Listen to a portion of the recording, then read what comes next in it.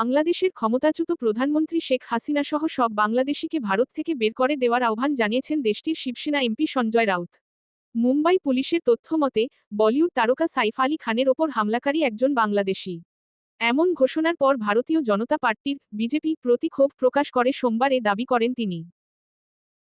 সঞ্জয় রাউত বলেন, ভারত থেকে সব বাংলাদেশিকে বের করে দেওয়া উচিত। এটা শুরু হওয়া উচিত বাংলাদেশের সাবেক প্রধানমন্ত্রী শেখ হাসিনাকে দিয়ে। একই সঙ্গে ভারতের কেন্দ্রীয় স্বরাষ্ট্রমন্ত্রী অমিত শাহের পদত্যাগ দাবি করেন এমপি সঞ্জয়। ভারতের বার্তা সংস্থা এনআইর এক প্রতিবেদনে এসব তথ্য জানা গেছে।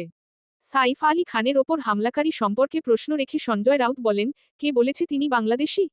বিজেপি। তারা দাবি করছে সাইফ আলী খানের ওপর হামলা একটি আন্তর্জাতিক ষড়যন্ত্র।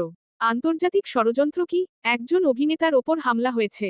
জনগণকে সত্যটা বলা উচিত। যদি হামলাকারী বাংলাদেশি হন, তাহলে এর জন্য দায়ী কেন্দ্রীয় সরকার। এটা অমিত শাহের দায় এবং এজন্য তার পদত্যাগ করা উচিত। সঞ্জয় রাউত আরও বলেন, সব বাংলাদেশিকে ভারত থেকে বের করে দেওয়া উচিত। আর এটা শুরু হওয়া উচিত শেখ হাসিনাকে দিয়ে। তাকে রাজনৈতিক আশ্রয় দেওয়া হয়েছে। তারা শুধুই আতঙ্ক সৃষ্টি করছেন। এর কারণ, মুম্বাই মিউনিসিপাল নির্বাচন। যখনই আমরা পার্লামেন্টে বাংলাদেশিদের বিরুদ্ধে কথা বলতে চাই, তখনই বিজেপি আমাদের থামিয়ে দেয়।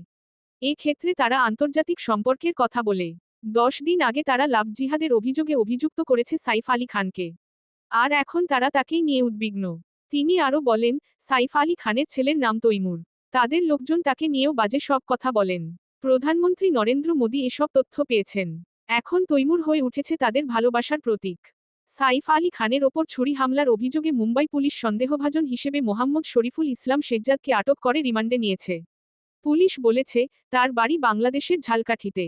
পুলিশের দেওয়া বিবৃতি অনুযায়ী, শেখজাদ চুরি করার উদ্দেশ্যে সাইফ আলী খানের বাসভবনে প্রবেশ করে। কিন্তু বাড়িতে সাইফ আলী খান উপস্থিত থাকায় তাকে ছুরিকাঘাত করে শেখজাদ। এতে তিনি মারাত্মক আহত হন। হামলাকারীর বিরুদ্ধে ভারতীয় দণ্ডবিধির বিভিন্ন ধারায় মামলা হয়েছে।